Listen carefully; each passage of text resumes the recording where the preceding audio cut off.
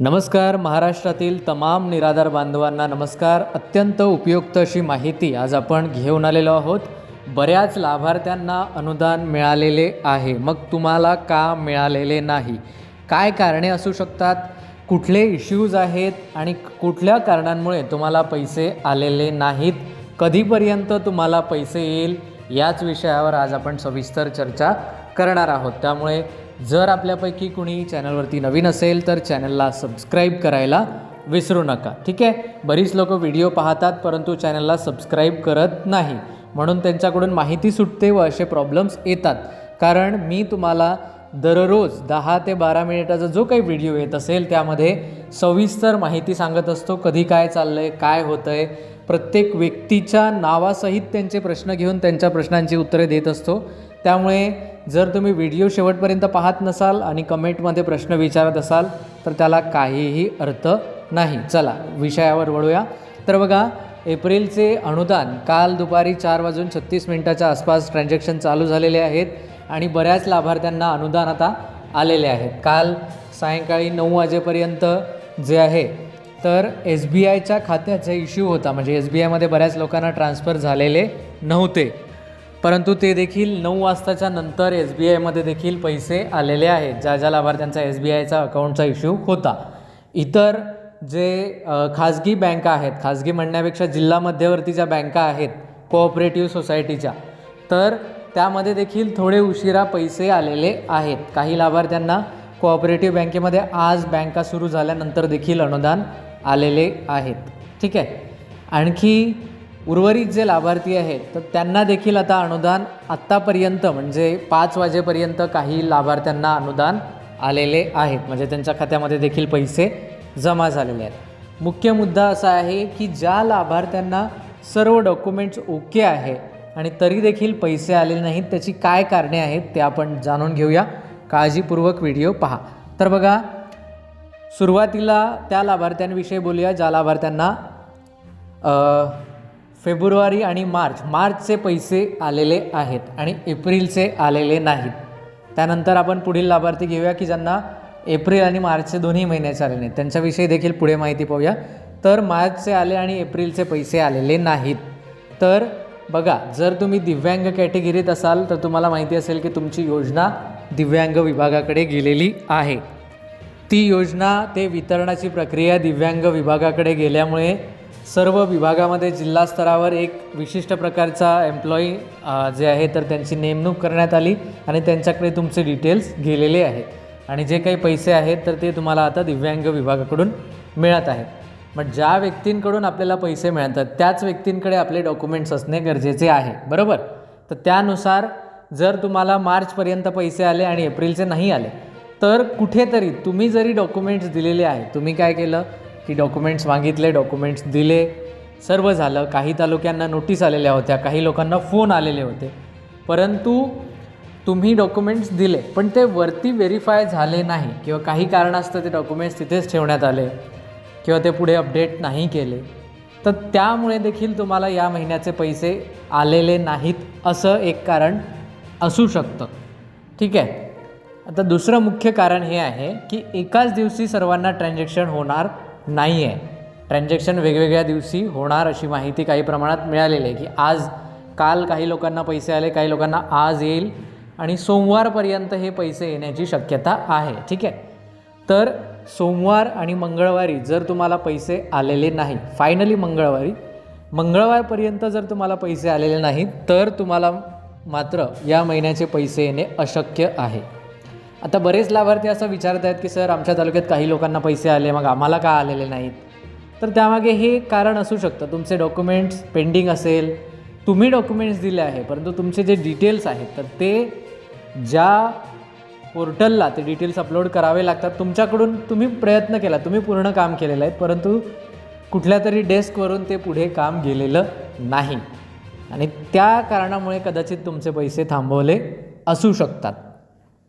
काही लाभार्थी असे आहेत ज्यांच्या घरामध्ये 2 दिव्यांग व्यक्ती आहेत, पती पत्नी किंवा मुलगा आई वडील असं काहीतरी आहे. तर अशा लाभार्थ्यांना देखील काही प्रमाणात एका व्यक्तीला पैसे आलेले आहेत आणि एका व्यक्तीला आलेले नाहीत. आता हे काय नवीन आहे हे मला अजिबात लक्षात आलेलं नाही आहे आणि त्या दोन्ही व्यक्तींनी एकाच वेळी डॉक्युमेंट्स दिलेले आहेत आणि एकाच वेळी केलेले आहेत, परंतु त्यापैकी एका व्यक्तीला आले आणि एकाला नाही आले. तर असं का झालं याविषयी थोडीशी जरा चौकशी आणखी करणे बाकी आहे. तर असा तुमच्यापैकी कुणाचा इश्यू आहे का, त्यांनी देखील आमच्याशी संपर्क साधा की सर आमच्या घरात 2 दिव्यांग आहेत, त्यापैकी एकालाच अनुदान आलेले आहे. ठीक आहे. आणि अनुदान खास करून कुणाला आलेले आहे तर याविषयी सांगतो. जे खरे स्टुडंट्स आहेत किंवा जे अपग्रेडेड आहेत, जे तरुण पिढी आहेत, अशा दिव्यांग लोकांना अनुदान जे आहे तर ते बरोबर आलेले आहे आणि त्यांना नेहमी बरोबर येत असतात. ठीक आहे. ज्यांचे डिटेल्स, जे एज्युकेशन घेतात, ज्यांचा ऑथेंटिकेशन, फेस आणि OTP, आधार कार्डला मोबाईल नंबर UDIDला, तसंच UDID आधार कार्डला, आधार कार्ड पॅन कार्ड UDID, आधार कार्ड पॅन कार्ड आणि मोबाईल नंबर एकत्र, अशा सर्व गोष्टी एकमेकांना ज्यांच्या संलग्न आहे अशा लाभार्थ्यांना मात्र काल 4:36 37 मिनिटांनी ताबडतोब ट्रान्झॅक्शन झालेलं आहे. आणि जे इतर लाभार्थी आहेत त्यांना देखील हळूहळू ट्रान्झॅक्शन झालेलं आहे. आता हे पैसे तुम्हाला मंगळवारपर्यंत तुम्ही वाट बघा, नसल्यास तुम्हाला पैसे येणे थोडंसं शक्यता कमी आहे.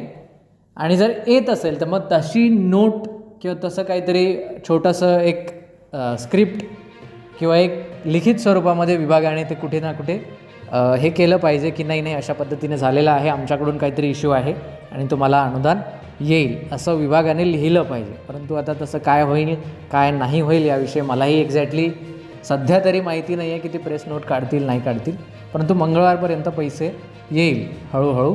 त्याच्यामुळे तुम्ही काही काळजी करू नका मंगळवारपर्यंत. आणि मंगळवारच्या नंतर काळजी 100% करायला पाहिजे, कारण एवढे दिवस अजिबात लागत नाही. ठीक आहे. आता त्या लाभार्थ्यांविषयी माहिती बघूया ज्या लाभार्थ्यांना मार्च आणि एप्रिल दोन्ही महिन्याचे पैसे आलेले नाही आहेत. ज्या लाभार्थ्यांना मार्च आणि एप्रिल दोन्ही महिन्याचे पैसे आलेले नाही आहेत. आता अशा लाभार्थ्यांचा काय प्रश्न असू शकतो किंवा काय अडचण असू शकते हे महत्त्वाचं आहे. तर जर तुम्हाला दोन्ही महिन्याचे पैसे आलेले नाहीत तर तुम्ही काय केलेलं आहेत की मार्चचे पैसे आलेले नाहीत, त्याच्यामुळे तुम्ही गेलात आणि डॉक्युमेंट्स वगैरे दिलेले आहेत. ठीक आहे. आणि त्यानंतर तुम्हाला एप्रिलचे पैसे आणि मार्चचे दोन्ही महिन्याचे आलेले नाहीत. आता तुम्ही जेव्हा डॉक्युमेंट्स दिले तर पहिली गोष्ट तर ही आहे की या लाभार्थ्यांप्रमाणे ज्या लाभार्थ्यांना फक्त एप्रिलचे पैसे आलेले नाहीत त्या लाभार्थ्यांप्रमाणे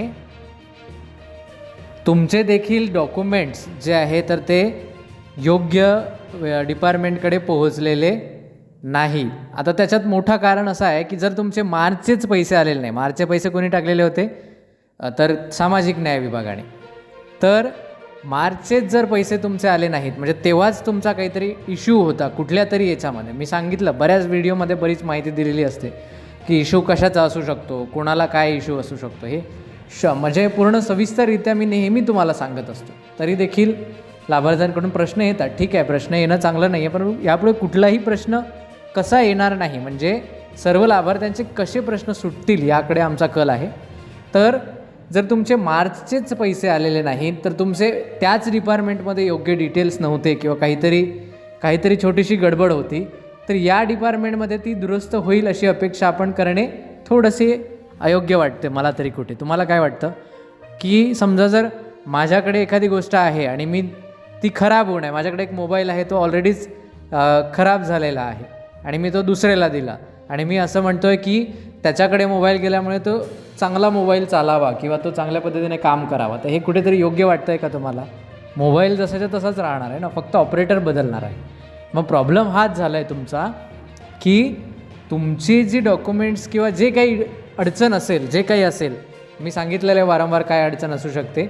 DBT असू शकते, कुठल्या छोट्याशा डॉक्युमेंट्सवर काहीतरी चुका असू शकतात, तुम्ही लिंक केलेल्या दोन्ही डॉक्युमेंट्समध्ये कुठेतरी तफावत असू शकते, किंवा तुमचं दिव्यांग प्रमाणपत्र आधीचं त्याच्यामध्ये अपलोड असू शकते आणि ते ऑनलाईन झालेलं नाही आहे, तुमच्याकडे ऑनलाईन आहे परंतु विभागाकडे ते गेलेलं नाही आहे, असं असू शकतं. किंवा इतर देखील काहीतरी अडचणी असू शकतात.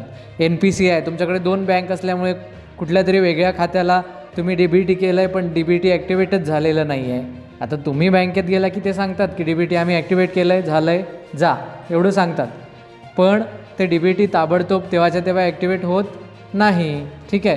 तेच जर दुसऱ्या बँकेमध्ये ॲक्टिवेट असेल तर एकाच बँकेमध्ये एकदाच DBT ॲक्टिवेट होतं आधार कार्ड कितीही बँकांना ॲक्टिवेट होते, परंतु NPCI DBT जी आहे तर ती एकाच बँकेला होते. या बऱ्याच छोट्या मोठ्या गोष्टी आहेत. तर असे कुठल्याही एका कारणामुळे तुमचे त्याच डिपार्टमेंटमध्ये पैसे थकवण्यात आलेले होते आणि त्यांनी जशाच्या तसे डिटेल एकतर पाठवले असतील दुसऱ्या विभागाला किंवा त्यांच्याकडेच ते डिटेल्स राहिलेले आहेत. त्याच्यामुळे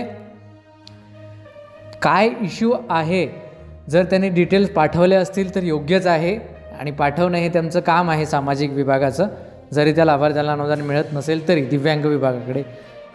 आणि जर तुम्ही इतर योजनात असाल, म्हणजे दिव्यांग सोडून इतर योजनांमध्ये असाल, दिव्यांग नसाल, तर मात्र तुम्हाला सामाजिक न्याय विभागाकडेच हे करणं योग्य आहे.